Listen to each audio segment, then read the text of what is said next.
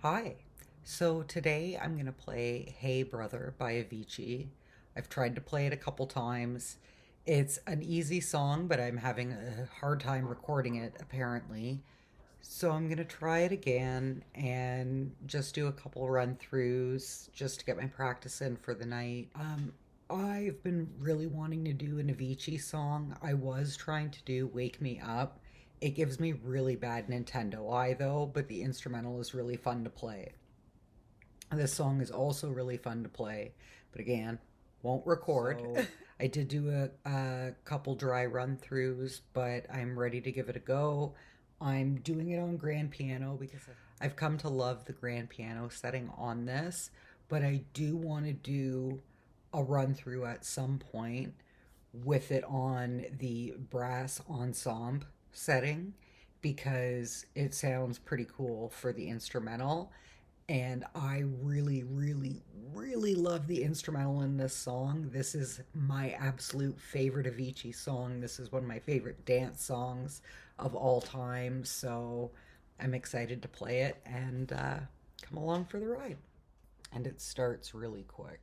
To me, this song is a great representation of unity and allyship, banding together through difficult times, setting aside trivial differences for a common good. Because there was a time, prior to a few years ago, there were bigger things to be concerned about than fighting against each other over every possible thing. Oh, I missed that. Hold on. I'm going to throw out what might be an unpopular opinion here. Right now, I think there are too many people getting hung up on the defunding and moving away from DEI initiatives, and this is a huge problem. DEI wouldn't be as critically necessary as we're perceiving it to be if two things were true. If everyone was committed to treating others the way that they wanted to be treated, showing respect, compassion, grace, and understanding for everyone's life experiences, individual beliefs, and identities. 2, if more people were willing to put in the effort to be awarded things based on merit and skill rather than trying to find the most random niche to secure chances of a quota spot. Now, before you come at me, trust me when I say I know bias still exists and DEI was put in place to combat that. Oh, right.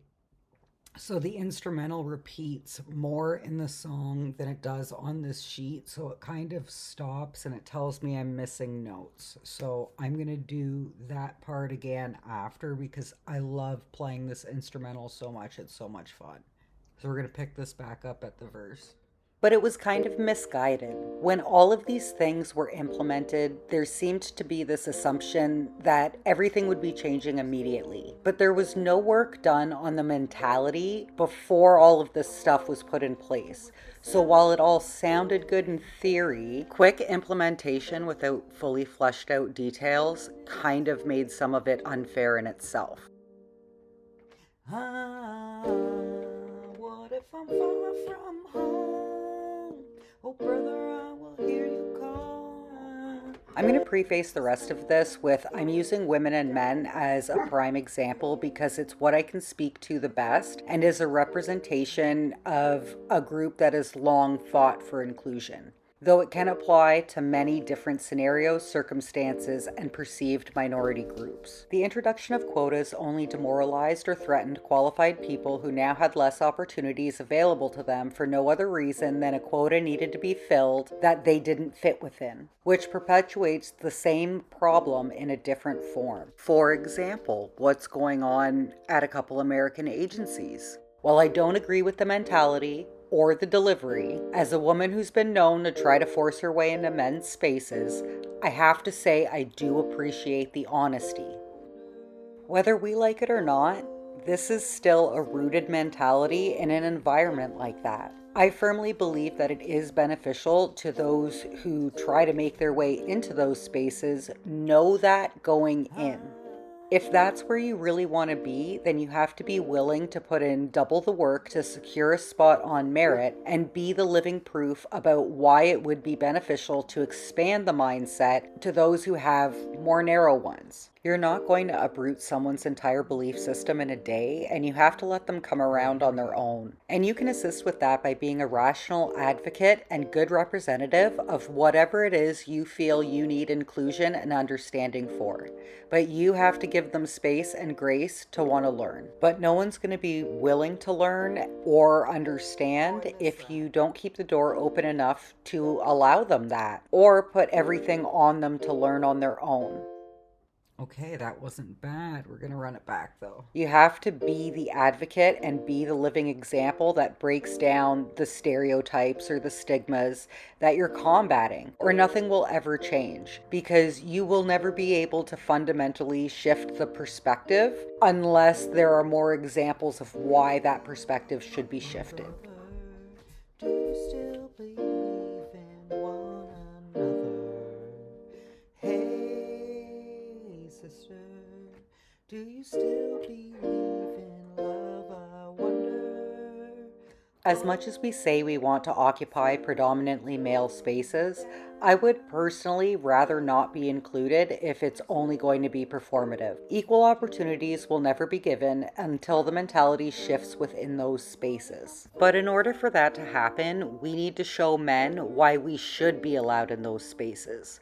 Through hard work and effort, they have to see we're willing to grind for it just as hard as they are, maybe even harder. But it shouldn't feel impossible to pay the dues when you already have twice over either. And I'm not saying that coming from a place of demanding representation. It's about being able to gain recognition by being able to achieve the same standard in the same places. While the policies do allow better entry, it also causes tension and resentment because it's not seen as earned, which is detrimental to everyone involved. I personally think the whole intent of it was so that overqualified women were able to secure earned spots over underqualified male counterparts. Oh shit, I missed that. If they chose to enter in a male dominated field, even though each field could also have its own caveats. And I think we're overcomplicating it a bit. The problems will always remain systematic and deep rooted until the perspective can shift, but it never will if the advocates act fool all the time either. I'm also a firm believer in your best advocates come from the groups that you're trying to convince. Someone who can speak to them in a way they understand, from a perspective they understand, like a translator. Okay, the instrumental, so fun to play. So much fun to play, oh my gosh. I love playing dance music on the keyboard. The problem is, I've seen a lot of groups turn on their best advocates, but I think it's important to still act as the advocate regardless, because if you don't, who will? Few things confuse me more than the LGBT community versus Blair White, shunning a conservative member of your own group while appealing to conservatives for validation and recognition. And she would sexually confuse the hell out of all of them. My personal opinion is the efforts should be more on education and encouraging people to learn, but at their own pace, rather than expecting immediate change. But education also goes both ways, and you can only lead the horses to water. If you cram it down their throat, they'll run away too. I'm not saying I've always navigated advocacy the best, and I find many leaders of social justice causes these days that struggle to make meaningful progress because everyone is so hurt about their own shit, they forget they can make a difference that benefits other people. But again, just a personal opinion. Not everyone belongs everywhere, and we need to be realistic about that. Wanting to be there is totally separate from that. For example, I'm not saying that women shouldn't be able to take up parts of men's spaces. I'm just saying it takes a certain kind of woman to be able to function on par in that environment. There is a really great existing example of how effective and impactful being the living proof can be, and how it's much more well received that way. And the funny part is, it's in one of the most masculine of all places, the UFC. Dana White stood pretty firm for a long time on women not fighting in the UFC. This is way oversimplifying it, but it was about preserving the quality of fights and not thinking there could be enough of a marketable pool of female fighters the audience would embrace. Whether it was right or wrong of him to say isn't the debate here. It's his brand and his business, and he's entitled to have a set of standards around his product. I can definitely respect that. He was trying to build up his business at the time and standing on his business decisions, and I think that's fair. So, how did that change? Ronda Rousey, who beat her way into everyone's hearts, proved to be not only a legitimate fighter but a generational talent and was marketable on top of that. She was a decorated judoka, practiced since she was a kid, and even medaled in the Olympics before moving into MMA. She became the first woman to sign and headline a main card in the UFC.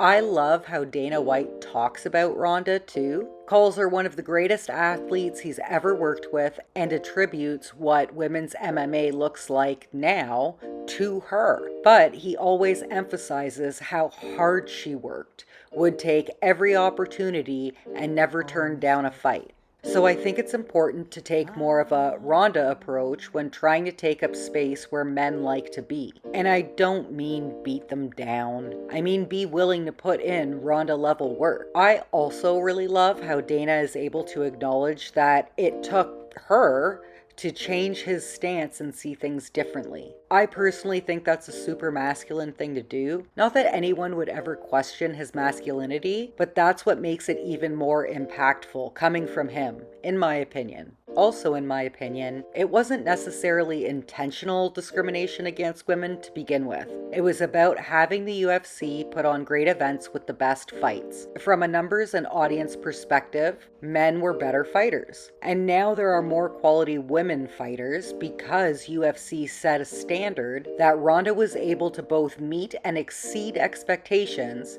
and was able to pave the way. But it took the right woman to make that impact. Now the first to make it into the UFC Hall of Fame. Through all of it, UFC fight quality has remained intact. And honestly, ladies, I think we need to take it easy on the guys a bit because they've been through the ringer the last couple years. Some of it, I think, has been a little unfair and we haven't shown them enough understanding. And I get why they're angry. All anyone does is take anger out on them since Me Too.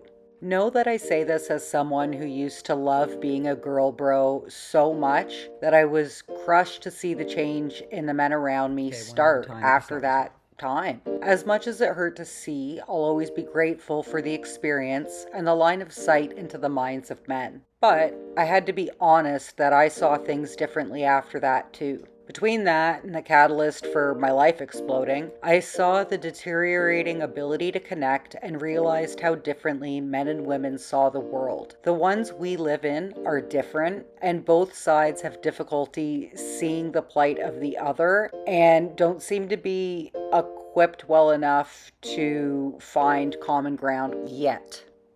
I've never really understood how different it all was until I retold the story, and the reactions were starkly contrasted. So, enter PTSD and a full-blown existential crisis. With that said, it also very much influenced my approach to healing. If I didn't have the chance to understand the opposite perspective the way I did, it would have been easy to become super bitter and angry, especially coming from a space as unhealed as I was at the time. That's why my pursuit has always been about education. It likely wouldn't have been if I hadn't seen the impact of similar situations from the other side. I understand why there's fear. There are just as many abusive story cases on both sides, but we'll always struggle to determine which is which if we lump and categorize everything together rather than assessing individual situations. What I learned through all of that was that we made all of these updates to how men need to behave,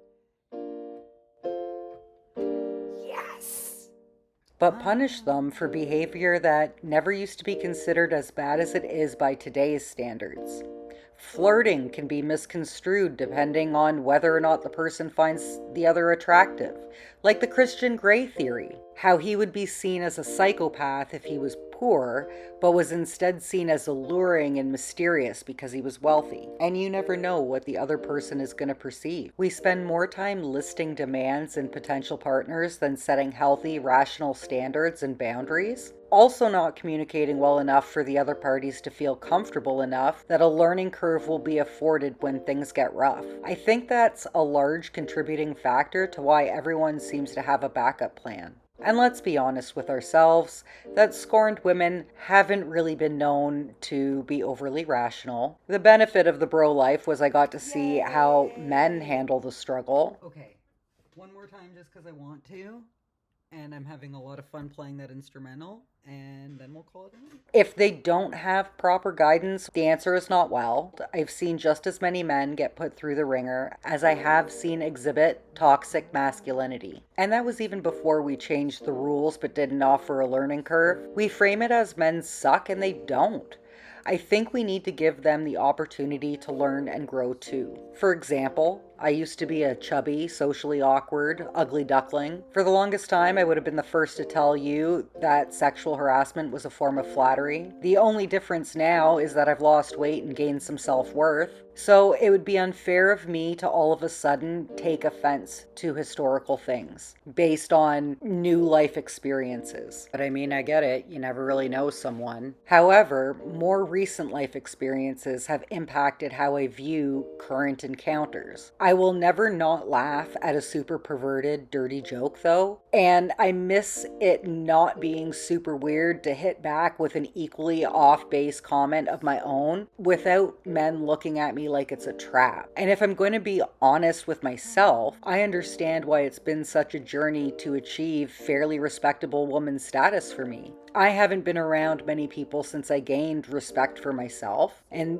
my brief bad bitch era enlightened me to what I call fair degradation, and it was an eye-opener. It was hard to reckon with ways I made myself susceptible to that, but the reflection from that was one of the best opportunities I ever had for growth. The changes I made, much more healthy and conducive to the woman and the wife that I want to be in the future, even if some of these are fairly new learnings. If we can make our men feel safe enough to be men again, then they will stand up for women on a larger scale. The best voice for a woman in a man's space is a man. When the standards changed, the majority of existing men were perceived guilty automatically, damaging support safeguards because any man calling out another man could be called a hypocrite, even if they had exhibited changed behavior because of historical incidents that weren't off limits. The true repeat offenders became much harder to see, and the true victims became harder to hear. It takes a lot of courage for victims to stand up because it's usually to their own detriment to do so, and because there's a lot of misuse of all of these initiatives. Overflowing bandwagons. What's worse is it also jeopardizes the safety of young men in the future. If it's a battle of men versus women, then we're predisposing the next generation of kids to worse predatory behavior. If women think it only happens to women and men don't talk about it, downplaying severity perpetuates the cycle. It renders more of them voiceless. Another difference we seem to be overlooking here is that although women have more fear of a physical attack, impressionable men are more susceptible to manipulation and control tactics that they're not able to recognize, which can also take a physical route in more instances than are often acknowledged. Why? Because they're men? I'd be interested to see if there would be an improvement in overall men's mental health if this was something more widely acknowledged. Would also be interested to see if there would be a decrease in unhealthy coping behaviors. Could the potential result be a less narrow mindset? As much as men and women want to be equal, we're complementary. So if we expect men to man up, then we need to make enough space for them to be able to grow, but also still be men. Not to excuse shitty behavior, because there is a lot of that too, and accountability is still a must, and be able to own when you're wrong goes for both sides. But they have to be afforded the opportunity, just as we expect them in order to be able to show and fully embrace our feminine sides. It's meant to be a balance, and there are strengths and weaknesses on both both sides. But that's why I think it's important to stop fighting against each other. Do you still believe in love, I wonder? Because we could be more whole and united if we stop arguing about which individual pieces belong where. Because not every piece is a good fit for every puzzle. And as much as we want it to be a one-size-fits-all approach, the only true option of a one-size-fits-all approach is to treat everybody the way that you want to be treated and become the advocate and representative that you think that you needed. Because chances are there's someone else looking for someone just like you. And at least that's a viable course of action forward in a positive way. Because not everything needs to be negative. Not everything has to be a fight. There doesn't have to be animosity. Not everything has to be one side against the other. Sometimes we can just learn to coexist in a way that improves the situation for us right now and for future generations moving forward. But I think we should focus more on being allies for each other rather than assholes to each other. And baby steps ladder up to progress, like the real kind, but personal opinion. So I'm happy with how that turned out. So I'm going to shut her down for the night. Again, it's pretty easy. I've done quite a few run throughs of it, even prior to tonight and prior to doing it with the music. Um, I cannot stress enough how much I love playing the instrumental in this song.